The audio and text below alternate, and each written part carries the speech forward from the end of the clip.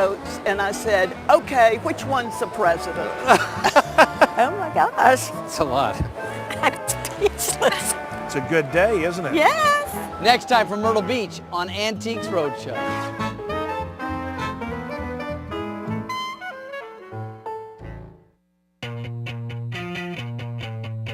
This is WKYU PBS Bowling Green.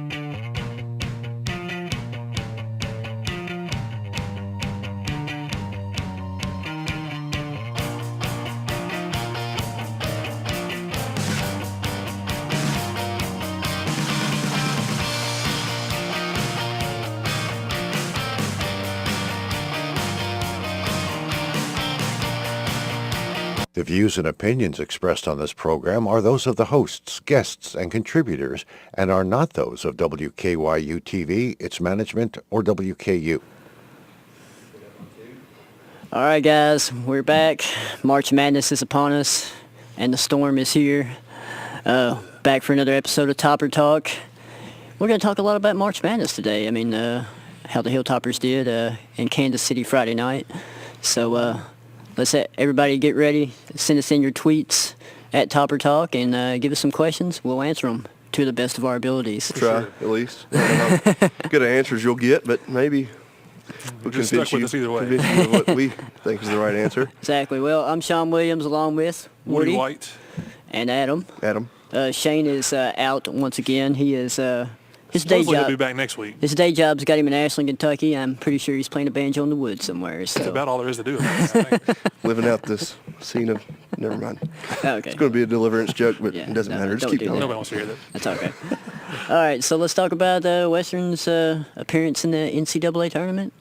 Played Kansas tough, but ultimately it was tough for them to buy a shot in the second half, and had some questionable foul calls, which I guess you could say that about every game though. But a lot of key fouls for us, but we ended up losing 64-57. But a very valiant effort by the Toppers. I mean, almost pulled off the miracle and almost been the queens of or the kings of March Madness if it wasn't for Florida Gulf Coast.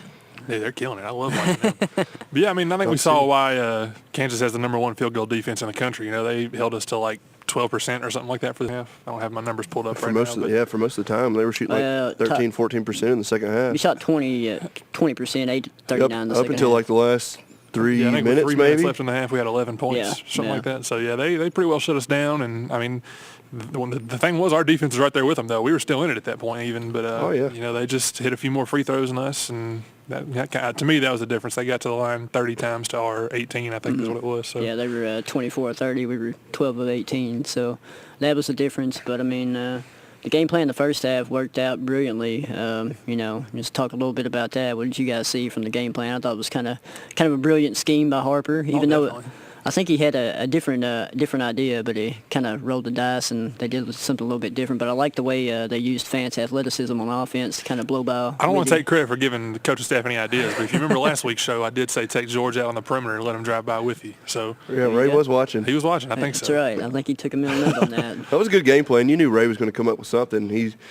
I don't know if he puts more energy into coaching in tournaments and in March, but I mean, next year when I'm going to skip ahead to next year for just a couple seconds. Next year when we have a healthy team. Ahead? Yeah. We're not even 5 minutes in the show, man. We'll come back. I'm looking ahead, then we'll come back. With a healthy team and he can coach, I mean, he can have a different game plan for every single team we play next year. But anyways, coming back to the game, you saw what he did with George and something that we talked about in the preseason during the exhibition games that, wow, look at George. If he can dribble the ball like that, then he's going to be a force in the Sun Belt.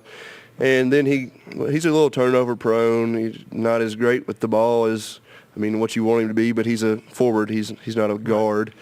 The game plan was great. Harper came out. He did what he had to do to keep the game close, and Western was actually leading at halftime. That's all that you could ask for if you're a Western fan, and that's what we wanted. And it was a good game plan from Harper. Yeah, I mean, that's what I said going into the week. Everybody knows I'm a Western fan. They're asking me, do we have any chance or whatever, So I said, as long as we're close, like at halftime, and then, make Kansas sweat it out a little bit, keep it close going into the last few minutes, and I'll be fine with the result either way. And, that's what we saw. And obviously you'd love to get a win, be the first 16 seed to ever win and kind of make some history. But I think if you're a Western fan, you've got to be pleased with a 7-point loss. Obviously you want to win, but that's about as good of a showing as I think we could have hoped for, really. Yeah, there in the first half. Western used a lot of pressure defense on Kansas, kind of confused them and, caused them to have a lot of turnovers there. And I think they ended up having 17 turnovers for the game. And I think we only ended up having 10. So, that was another positive for us. That's one of our better that's numbers on that for the year. Yeah. And, especially, we kind of took Withy kind of out of his game plan too, and kind of, like I said, used George to kind of keep him outside of the paint area. We'd like to have seen, I know there was one instance where Anebo got an offensive rebound and it kind of went up and got blocked. I would have wished he would have kind of just leaned into Withy a little bit there was and a had him couple, draw a foul. But there was a couple of times when you saw the ball go in the post. And it's kind of been a reoccurring thing, and me and Woody talked about it the other night, that once the ball goes in the post with Western Kentucky, then don't look for it to come back out because, you saw it with Akara the other night. He had some where it went in, just kind of took some silly shots where you wish that kick it back out, get a better look.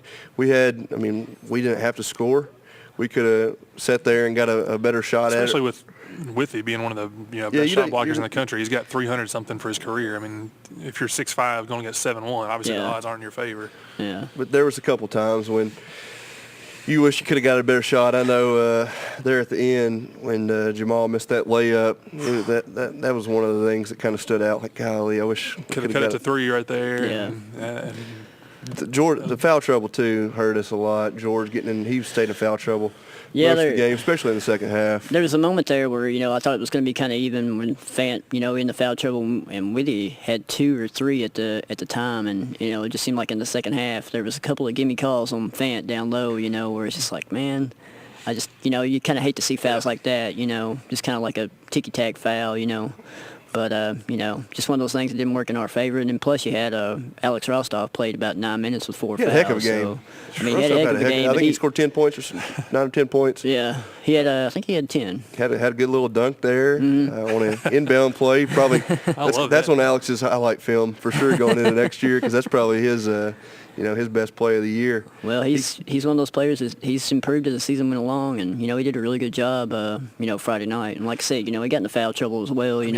Just hearing the announcers talking about how big of a key he was in the game, and talking about how much we were going to miss him when he got in those foul trouble. It's just, who would have saw that coming at the beginning of the season? This was a guy that, we didn't, for like the first couple of months, we didn't expect much out of him. Like, all right, well, he's a project. He'll come along as his career goes on, and now NCAA tournament, he's one of our leading scorers and one of our key players. I think his career arc is going to be just huge. I think he's going to be an awesome player for us. He's definitely going to be one of those guys that kind of a cleanup man around the basket too. He's going to have a nice touch, something that we talk about with George Fant.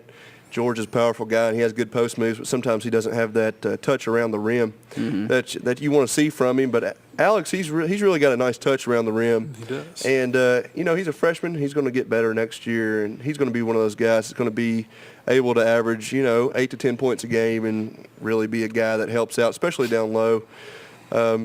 He's going to be complimented by George, for the next 2 years. With the scores that we're going to have, with TJ obviously going to be carrying a lot of the load scoring for the next couple of years. And, I think a couple of people want us to talk about recruiting coming in the next year. I think Trancey Jackson's going to be a big-time scorer for us. A lot of people don't really know what to expect with him, but I think he's that kind of wing-style player that we are missing this year. But, if they're scoring, George is going to get his 12, 14 points every game like he has. If Alex can throw in 10 points like he has right now, we're going to be a tough team to defend. It's a couple of really solid options that, especially in the Sun Belt next year, not a lot of people are going to be able to match up with. Yeah, the Hilltoppers return 76% of their scoring next year. So awesome. You're losing Jamal pretty much, and you got to like this team going forward. Of course, what the team was relying on coming into the game against Kansas that helped them out a lot in Hot Springs was their shooting, especially three-point shooting, which towards the end of the season really came along, and even down there in the Sun Belt tournament. And then, they come out, shoot 3 for 20, and 2 of those were clean up at the end. That kind of kept them close. if Western would hit any kind of shots at all in the second half, man, you're talking about today we're talking about a team that either just lost to North Carolina or is going to the Sweet 16. I mean, if you just hit a couple shots, I mean, the North game, Carolina looked real beatable yesterday. Kansas, in the second half, put it on them pretty good. So they didn't look too beatable in the first half. But first half they looked solid, but yeah. It was a tale of two halves in that game. Sure. But yeah, I mean, like I said, ice cold shooting in the second half. That was really an Achilles heel for us. of course, Kansas defense was good. I mean, don't take away anything from their defense. Like I don't think Western's played any defense like that all year. They were all up in Western. Well, it was hard to get a shot. There were no open shots. Yeah, for TJ, Western. most of the time we're used to seeing him get up a lot of shots. And, Travis Relaford just completely shut him down. There was just no open shots anywhere. They kick it in the post. You look to kick it back out. You can count on maybe 3 fingers how many times somebody was just wide open, sitting there, ready to get a shot, and it just wasn't there.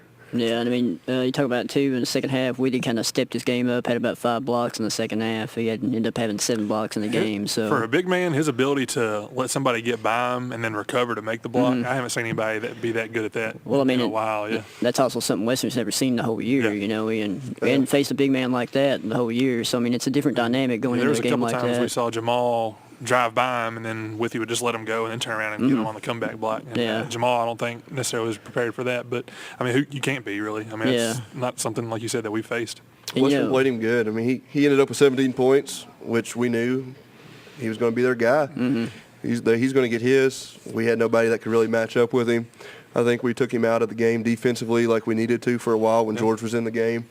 Couldn't ask for a better game plan from Ray Harper. Yeah, and I mean, another thing that helped us out was Ben McLemore, was cold shooting too, and I mean, that has a lot to do with the defense too. We talked about Relaford shutting down T.J. Price. I think Caden took McLemore straight out of his game. Caden played good defense, really good defense. Yeah. He got a lot of kind of little flack first couple years of his career for being that slow white guy on the team or whatever, but I think he put that... Got that slow white guy stamp. I think he put that rumor to bed, against McLemore. Feel your pain, Caden. Feel your pain. He was with McLemore step for step, a guy that's probably going to be a top 3 pick in the NBA draft. I think that says a lot about, the kind of player Caden is, for sure. Caden came to play. Yeah, His shots weren't falling, but he D'd up. Here's another eye-popping stat, though. I mean, we out-rebounded them 41-35. We had 18 offensive rebounds. They only had 4. So, I mean, that's huge. That was huge for us to even keep us in the game, the to ball get those was second definitely chance bouncing. opportunities. The ball was bouncing our way. I mean, we had every chance. It was the perfect storm came together. I mean, defensively, Kansas wasn't. I mean, they shot 40% for the game, but it's like they didn't get a lot of shots up, and they didn't get a lot of second chance shots up, like you just said, 4 offensive rebounds. Everything was in Western's favor. A couple more shots. You're talking about a different outcome. I hate to see them lose, but for a game like that, I think they gave their best game that they possibly could have. Yeah, and I think they got a lot of respect coming in as, everybody's kind of brushing them off the shoulders as a 16 seed and looking at their record and everything like that, and they kind of realize, hey, they're a pretty good team, actually. I mean, they got everybody back that's healthy, and, they made a pretty good run at it, too. Yeah. So I think that's got to, going into the offseason and, into next year, that's got to give fans a lot of encouragement, because, I mean, like we said, 76% of the scoring back. You lose Jamal, which obviously it's tough to replace your point guard that's been starting for 4 years, basically. But, I think we've got a guy that's transferring in from Butler, and Chris Harrison Docks is going to come in and after the first semester ends that, I've got pretty high hopes for. If you've watched Florida Gulf Coast at all these past couple games, their point guard, Brett Comer. Yeah. He's an assist machine. He is. I think Harrison Docks is a lot in the mold of a Brett Comer for Florida Gulf Coast. I think that's the kind of player we're going to get from him. He's that gritty kind of player that, likes to make a couple flashy passes, can get his own shot, and just likes to have fun out there. I'm excited about it. We hadn't had a point guard like that for a while, so I'm anxious to see how he's going to come in and run things. You talk about, you got Chris Harrison Docks and Tracy Jackson. They won't be available until about December. Right. What do you think Western's going to be able to do at the point guard position until then? We've got Brandon Harris that has some experience running the point now. He got to do that a couple times this season. Obviously, I like him a little more off the ball. I think he's a little more comfortable there. But he can feel the need. You've got Kevin Casper that's kind of hit a lull the last couple games, but has shown some good games. He was our best player at MTSU earlier this season. Yeah. So, I think between the two of them, I think they can man the position pretty well. Brandon can definitely hold it down. We saw him do it for half the season this year. You'd rather have him playing in 2 instead of running the point. But they're going to be able to get the job done. till December. Even TJ too. He stepped up and ran the point a lot. TJ can run the point fine. So. Well, speaking of TJ, I mean, he didn't have a great shooting performance. You know, like I said, it was tough for him to get up shots. I know he took a lot of threes. Something I would like to have seen TJ do a little bit more was kind of drive the lane, which I know he was getting played pretty tough on defense, but still he's athletic enough and he's broad enough in the shoulders. He can drive the lane, and I like to have seen him drive the lane a little bit more and try to get witty in the foul trouble. Sure. Yeah, we saw that at the end of the season, and really throughout the whole season from TJ Price. Get in the lane anytime he wants to. It looks like he was getting tore up on defense the other day. He was 3 for 13 from the field. I think he ended up with 12 points or something. But, I mean, you would have wanted him to, but I think TJ did about as much as he could have the other night. Yeah, he got. I mean, the pressure he was getting. You know, he got that initial three from Fant right off the bat, and you're like, oh man, TJ's gonna be on. I was hyped up. I was like, it's gonna be our night, man. It's gonna be good, but yeah, I mean, they just did a good job of D'ing TJ up and kind of shut him down. But like I said, I would like to see him drive to the basket a little bit more and try to get witty in the foul trouble early and often. I mean. We did a good job as it is, but, it turns out the foul trouble kind of got us in the butt there in the second half, and, we got Fant fouled out, and Rostov had 4 with about 10 minutes to play, and Dickerson fouled out too, and he was playing really good defense on McLemore. The first time Caden Dickerson's ever fouled out. Can we research that stat? Does anybody have that stat? Talk to Michael and see if he can find that for us. In the next 15 minutes. Come on, Michael.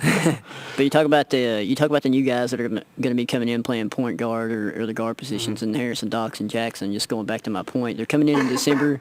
I mean, as far as chemistry, as far as game chemistry and all that, you see any problems with them coming in December? A lot of people knock the transfer, and it's tough to build a program that way, but I think when you have a gap like we have at the point guard position, the transfer is a good way to go because both of them are going to be on campus for at least a year. They've already been in practice since they've been here.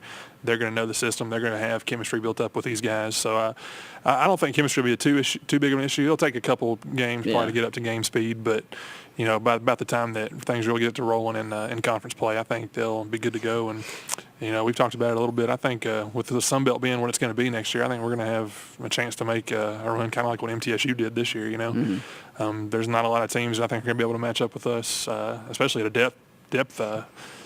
As far as our depth goes, I don't know what I was trying to say there, but we've got a lot of guys that have a lot of experience now. We're here for support, Woody. Yeah, I appreciate it. The depth of us. The depth of us. Here we go. Is that the title of your new book? The depth of the Western Depth Kentucky of something. basketball program. There we go. Well, speaking of the last game for Jamal Crook, did a really outstanding job, led the team in points, assists, rebounds. I think he was the best point guard on the floor, and that's, going up against Elijah Johnson, who was the key player in their runner-up run last year. I think Jamal completely outplayed him. Yeah. He had finished with 13 points, 9 rebounds, 4 assists. So, losing effort, I'm sure he wanted to win, but still it shows what kind of leadership he provided for the team, and definitely. Like I said, in the second half, whenever we had there in the second half, we had an 11-point deficit, and he was very key in getting us back to within that. Yeah. Well, we had a 5-point deficit there with about a little over a minute left. Yeah, I think it was 5, and he had that layup chance. Yeah. So, just got us close enough to rip our hearts back out. It was, Well, I didn't see any reports of Bowling Green burning any couches or anything like that. I was ready. Or Robert Morris gear, for that matter. So burn Woody's house down. No arson reports from Russellville. That's probably a good thing. So what do you guys want to talk about next? You want to talk about the women? Women finished up their season in the NIT. Yeah, they got taken out by Auburn yesterday down there. Sounded like we just hit a lot of shots, but or Eagle. Just had a tough time holding on to the ball. It sounded like the women. We've got to be excited about them. They're returning every single player on the team. They've got pretty good recruits coming in. I think some people want to hear about those. I've got the list here. We've got Bria Gaines, who's a 6'2" player from Bloom Township, Illinois. Yeah. I know she made like the all-Chicago area team as a junior, so I'm assuming there's some pretty good ballers up in Chicago that she's in there with. Aaliyah Harris is another 6'1" forward. I believe she played AAU with Alexis Govan, and I think she's got the Govan seal of approval, so hopefully she'll come in and be a good player. It's very important, right? For sure. Kiara Muhammad, probably the point guard of the future here. She's from Dunbar in Lexington. She was actually down in Hot Springs watching the girls play, so cool. She's already gotten some good chemistry building with the team, it sounds like. And then Ruda, I'm not even going to try and pronounce her last name again, something. She's foreign. You got to have a better effort than that. Yeah, it's pretty poor effort. But she's 6'4". How would you say that? Savikati. Exactly. But, yeah, she's proper. 6'4", so we're definitely filling the size need that we're going to have for the girls next year. You know, our tallest player on the roster this year was 6 foot, so Yeah. we're getting 3 players taller than that. They're going to I know I heard Michelle Clark-Kerr say that in a post-game interview. She's like, we're going to get taller next year. Yeah. So, Yeah, I look for them to have a pretty good run too. You know, they'll have Little Rock that'll still be pretty solid in the Sun Belt. You know, they return a lot They've been of. solid for a while, it They seems have been, like. yeah. I feel like those girls have been there for like 10 years. But most Especially of the them are girl with just the juniors. braids. Yeah, she's just a junior. She's been there forever. Yeah, right. She's not a junior. She's graduated 4 times. She's an 8th year senior. But no, it's gonna be fun watching the girls play next year. They're especially with her getting more of her players in here and getting who she wants in the system and everything. I think we'll see a lot more of a up-pace kind of style, getting after it on defense, getting a lot of turnovers. And Just need a Brittany Griner type. I mean, yeah, you can find those everywhere. Just need to pull one of those Not out there. yeah. Go into the depths of Russellville High School and find one. Jeez. I don't think so. But, I mean, big turnaround for the women. I mean, they 9-21 last year, 21-11 this year. So, I mean, that's huge. And You gotta like be you said, thrilled with the direction they're going. like you said, didn't have a lot of size. Roster's kind of depleted. So, I mean, that's a great job, tremendous job what she did. And like I said, she's going to have some size and length. And Definitely. so it'll be a lot.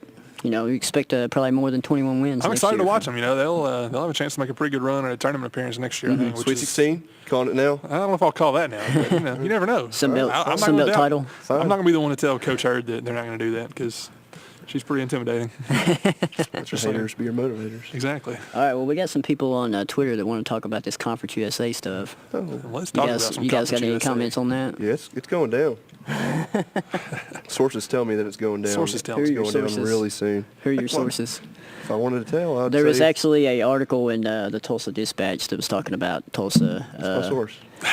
That's your source. I just named your source. We I'm talk sorry, indirectly, man. but we talk. But talking about how Tulsa's fixing to make the announcement to jump. So You know, it's kind of been rumored for a while that they would. You know, we were talking about it before the show. They have their president of the university and their AD that have been fired or let go or whatever in the yeah, past they've couple been through months. a lot. So they've been trying to get all their, I guess, staff lined up, and then they were hosting the conference tournament, and they had to get that out of the way. But sometime probably in the next 2 weeks or so, I think they'll probably announce that they're moving on. And, you know, we heard when all the rumors went down, I guess like in November when MTSU left, that we thought we were moving then. But I guess since then we've sort of had that little standing offer on the table, it sounds like. So hopefully when Tulsa goes ahead and move, that we'll be the next domino to fall and be joining Conference USA. Yeah. Just make a complete dominant conference in the basketball realm of things. Also, we also got It's going to happen, though. Yeah. I'd say maybe before the tournament's over, you'll hear something from Tulsa. If not, then sometime in April, Tulsa's going to announce. Sometime in April is what we've been saying Western for a will- while. So well, be obviously Tulsa didn't want to announce it because they hosted their Conference USA tournament Right. there, so they didn't want to ruffle be a any little feathers. awkward, I would say. Western gets paid. But also we got a tweet at us that says, "Do you think Georgia Southern and App State, the addition of those, I think Sunbelt announced that today, speeds up or slows down the departure schedule for WKU for the I think Sunbelt?" it doesn't affect it because yeah. I don't think we line up with either one. I mean, decent programs coming in. The only thing I mean, know yeah, about those are like top level FCS schools coming Yeah, I in right there, remember- so as far as football is Yeah. concerned. back Football, like for sure. I don't know 5 or 6 years ago when they beat Michigan. Yeah. Remember that? That was App a big State? win. That was a One big of the win biggest for them. upsets But ever in football. they're- Monty they're Edwards, real good. is that the quarterback? I That's a so. good name drop think right so. there. I'm pretty sure that's right. I think he plays receiver in the NFL now. There you Yeah, go. I don't know. You may be right I on think that. I'm on that. But yeah, they announced that today. Of course, good additions for the Sun Belt. But like I said, I think I don't think it really affects our decision, and whether it speeds up or slows down our decision. I think it's going to all depend on the Tulsa announcement and when Georgia Conference Southern USA. probably bringing the best marching band into the Sun Belt. Georgia Southern fighting Chad Bishops. Yeah, that's right. Chad Bishop went to Georgia Southern. He loves that school. He doesn't love Western. Though, We does also he? have a question on. I'm just kidding. I'm just messing with Chad. I know he's watching right now. Yeah, right. We also have a question. Kaj asked you if you turn your Kaj, come on, cell man. phone off, right? Yeah, Kaj. Don't Okay. worry about me. I don't think this. Adam did. His was vibrating a while ago. That was Todd Stewart, actually. Was it really? Nice. Top secret. Top So secret. he says he's going to come on the show once here in a Okay. couple weeks. That's great. I can't confirm that. Sources tell me that. Your cell phone? Source is my iPhone. That's what they say. That's what they say. Also, Kaj wants to know why Western fans think that we are rivals. They are Kentucky's rivals when they're not. We're not our That's a good number one question. rivals. I'm just as much to blame as anybody, I guess. I don't know. I think with the social media now, it's so fun. Can you tell everybody how you've recently discovered the art of trolling? Oh, yeah. A couple of months ago, somebody called me a troll, and I didn't know what it meant, so I Googled it. It means you're a small It figure. means that you with wait for something. long wavy hair. It means Spiky. I think everybody, I don't have to give the definition. Everybody knows what it is. Everybody should know. So now I They just were wait popular for, back I like just 10 wait- years ago. Yeah, I just wait for somebody something happened to somebody's team, and then I say, you know what, sorry about your loss, except it's really sarcastic via Twitter. Anyway, so now it's just fun to troll. Everybody trolls. People troll in UK fans troll Louisville. We troll Murray. That's what Twitter's all about. What makes it entertaining. Social right? media, I mean, you can talk smack to anybody. Everybody trolls Marshall Henderson. So Marshall, and I love he doesn't care, though. Marshall Henderson. My favorite thing Man. about next year already, Marshall Henderson, if he doesn't go to the NBA, will be playing He in will Diddle be Arena. in Diddle Arena. That's right, He but- will more than likely do something I can't bad wait. on the court. I know he wants to get paid though. So Can we bring the land shot? he might be playing in the D League at the NBA. So I'll pay him to come to Diddle. I've got like $20 I can give him. That's about all I got. Is that legal? Nope. I can't say that. yeah, you can I? can't say that. My bad. Yeah, fired. That didn't so much, happen. man. Woody won't be on the show next week. Sorry, so. guys. No, but he will be in Diddle. I mean, you saw what happened yesterday. He flipped off the Yeah, crowd as he gave went back to the locker He room. actually gave a double bird. Yeah, he went So- He Bud went Adams. He went Bud Adams. Flipped Bud Adams on him. Flipped off times two. So I mean, he's going to be fun to watch. He'll probably mock Big Red somehow, and I think Can we get a that'd be Marshall Henderson entertaining belly if, shake? if him and Big Red would get in a scuffle. Who do you think would win? probably Marshall Henderson. I ain't going to mess with that dude. He's a big white boy. He won't be in Diddle though. I don't want to open up a can of worms or anything right here, but Ross Bjork is the AD now at Ole Miss. But you're going to open up a can of worms? We'll do it anyway. We'll do it anyways. And he was uptight athletic director, which is a good thing. I mean, he likes to run his program like he likes to run it. But then you have Marshall Henderson out here doing all this stuff. I just can't see how Ross can. As many times as Ross tried to argue with me on Twitter and he lets Marshall Henderson post the pictures that he does on Twitter, it just makes me laugh. But that's a different story for a different TV show. Hey, I guess We can get it on I that guess later. Andy Kennedy wanted him, so. Sheesh. All right, well, we're running out of time, so I'm going to talk about a little bit about Western's Pro Day. Hey, we had Pro Day. Have your allotted minute and a half. That's right, thank you. Go ahead, John. We're done. But anyway, Jack Doyle, Jamarcus Allen, and Adam Smith, and also former WKU tight end Clay Cunningham, who looks like the Incredible Hulk, by the way, all tried out for in front of there was about 8 pro scouts there. Didn't really get any official times or anything, but everybody looked pretty good. Jamarcus Allen's actually trying out to play fullback in the next I saw level, that. so he's The making picture of him running the 40 was intimidating. making a position change. Yeah, so it's going to be a kind of a new adventure for him playing fullback. Can you imagine if you're a linebacker running at you? Dear Lord. He The said fullback doesn't get used though in the NFL anymore. They're kind of going away from that, but He said he shed Yeah. about 20 pounds, but yeah, I think he'd be an excellent fullback blocker in the next level. So, but we'll see about that. I mean, Quintero Smith obviously didn't participate. He's still nursing that ACL injury, but I think of all of those guys, of course, K1 Jake's tried out too. I think of all those guys that potentially could get drafted to be Jack Doyle and Quintero Smith. I also think Adam Smith could definitely get drafted as well. If not, he'll probably sign as a free agent. I think he done really well in the combine and everything like that, and on pro days. So Yeah, I like Jack. I think Jack's going to be good Yeah. tight ends for somebody. he'll be solid. And of course, Western started spring football this past weekend, so it's pretty intense. Went there 2 out of the 3 practices. It's fast paced. You got like 5-minute quarters. They pretty much have a clock up in the stand, so it goes 5 minutes. Whenever those 5 minutes are over, they shoot to the next drill. I mean, it's fast paced, in your face, and the coaches are in players' faces trying to get them used to the tempo and the speed and everything. And so far, I mean, really, I know everybody's going to want to talk about who our next starting quarterback is. The answer is I have no idea right now, Come on, because Sean. We need an answer. everybody looks a little shaky right now, and I think they're getting used to the play calling and everything like that. And I think in about 2 or 3 weeks we'll see some separation in the quarterback position. So, but they'll start back spring practice again Thursday, bright and early Thursday morning at 5:45. Spring game is when? Spring game is April 20th at 2 o'clock. I'm excited. Tailgate. Hey. And also, probably still be snowing, all these yeah. spring practices, if you don't know, they are open to the public. So please come out there and show your support. It's free, so come out there and enjoy some football. And we got 3 seconds left. See y'all next ya, week. Bye. Local presentation of this program is made possible in part through a grant from Calvert Spring Water Company, providing 5-gallon natural spring water for commercial and residential use. Information at 1-877-619-COOL. Next time on Austin City Limits.